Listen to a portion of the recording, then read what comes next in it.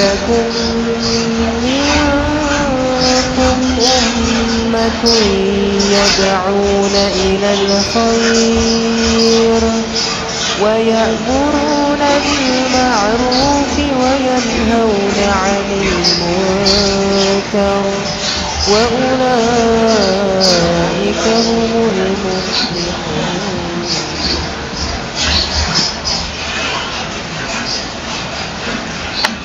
Assalamualaikum warahmatullahi wabarakatuh. Alhamdulillahirabbil alamin. Asyhadu an la ilaha illallah, asyhadu anna Muhammadan abduhu wa rasuluh. Allahumma shalli ala Muhammadin wa ala alihi wa ashabihi ajmain. Amma ba'd. Kaum muslimin dan muslimat di mana saja berada, alhamdulillah kita kembali bersyukur kepada Allah Subhanahu wa taala bahwa pada kesempatan ini kita kembali dipertemukan oleh Allah Subhanahu wa taala melalui kanal YouTube ini untuk melanjutkan sosialisasi Himpunan Tarjih Muhammadiyah terutama jilid 3. Pada seri ketiga yang lalu saya sudah sampaikan menyangkut tentang etika di dalam berbisnis hasil putusan Tarjih Muhammadiyah. Pada kesempatan ini, pada seri yang keempat, saya akan menyampaikan tentang pengembangan himpunan putusan Tarjih Muhammadiyah.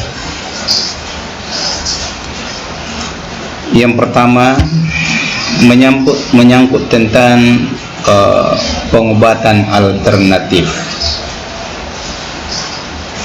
Pada sidang pleno musyawarah nasional Tarjih ke-26 menerima dan mengesahkan hasil sidang komisi 3, yaitu pengembangan himpunan putusan tarjih dengan beberapa catatan. Di antaranya yang pertama adalah bahwa salah satu persoalan tentang pengobatan alternatif ini adalah tentang definisi yang disepakati, kemudian dengan tindakan pengobatan yang dilakukan selain medis, tradisional, dan doa. Yang kedua, ketentuan pengobatan alternatif yang dapat diterima, yaitu pengobat atau pelaku itu memiliki ciri atau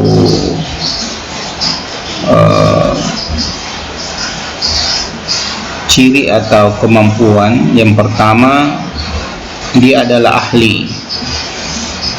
Yang kedua, di dalam praktik pengobatannya tidak merusak atau membahayakan akidah.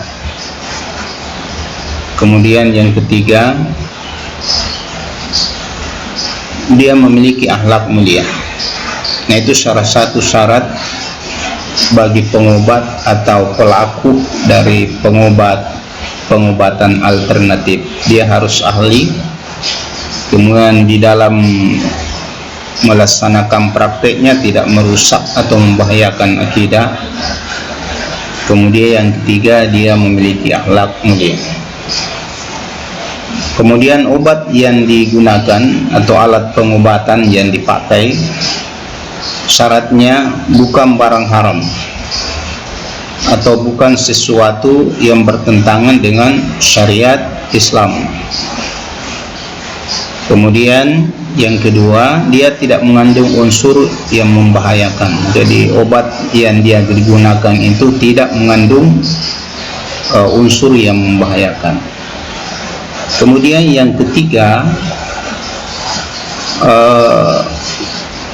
cara atau teknik pengobatan yang dilakukan syaratnya tidak mengandung syirik atau tidak mengandung bid'ah.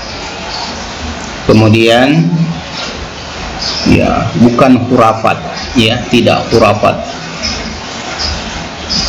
Kemudian syarat selanjutnya di dalam cara pengobatan tidak berbahaya ataupun membahayakan. Kemudian yang ketiga, di dalam mengobati atau teknik pengobatan yang dia lakukan tidak menggunakan unsur jin atau makhluk halus lainnya. Nah, inilah beberapa persyaratan yang dibolehkan menurut himpunan putusan tarjih di dalam pengobatan alternatif. Jadi ada beberapa ketentuan yang harus dipenuhi, ya. Yang pertama, dari pengobat atau pelaku sendiri itu orangnya ahli, ya. Jadi betul ahli. Jadi bukan bukan pengobat atau pelaku di mana dia hanya sekedar ya melakukan pengobatan tanpa dilandasi dengan keahlian. Ya, apalagi kalau dia adalah pelaku atau pengobat palsu, ya, atau dukun palsu. Yang kedua, tidak merusak atau membahayakan akidah. Ya, jadi pengobat itu di dalam melakukan aksinya, di dalam melakukan pengobatannya tidak merusak akidah atau membahayakan akidah dari orang yang diobatinya. Kemudian yang ketiga, ya, dia harus memiliki akhlak yang mulia. Lalu obat yang digunakan bukan barang haram atau bukan sesuatu yang bertentangan dengan syariat Islam. Kemudian selanjutnya, tidak mengandung unsur yang membahayakan. Jadi obat yang digunakan itu tidak ada unsur-unsur yang di dalamnya dapat membahayakan pasiennya atau orang yang diobatinya. Kemudian ya, cara atau teknik yang digunakan di dalam melakukan pengobatan menurut tarjih tidak boleh mengandung syirik, ya, bid'ah dan khurafat. Kemudian tidak berbahaya atau membahayakan pasien yang diobati. Kemudian yang terakhir, tidak menggunakan ya bantuan dari unsur jin atau makhluk halus yang lain. Nah, inilah beberapa persyaratan ya yang harus dipenuhi menurut himpunan tarjih Muhammadiyah di dalam melakukan pengobatan alternatif. Saya kira cukup dulu untuk pengembangan himpunan putusan tarjih menyangkut tentang pengobatan alternatif ini, yaitu menyangkut pelakunya, menyangkut tentang obat yang digunakan, dan menyangkut tentang cara mengobati dalam pandangan tarjih kita. InsyaAllah pada pertemuan berikut saya akan sampaikan ya bagaimana pengobatan alternatif itu dalam perspektif Islam, ya, lebih luas lagi menurut pembahasan yang ada di himpunan tarjih Muhammadiyah. Saya kira cukup. Semoga bermanfaat. Nasrun minallahi wa fathul qarib wa basyiril mu'minin. Mohon maaf atas segala kekurangan. Assalamualaikum warahmatullahi wabarakatuh.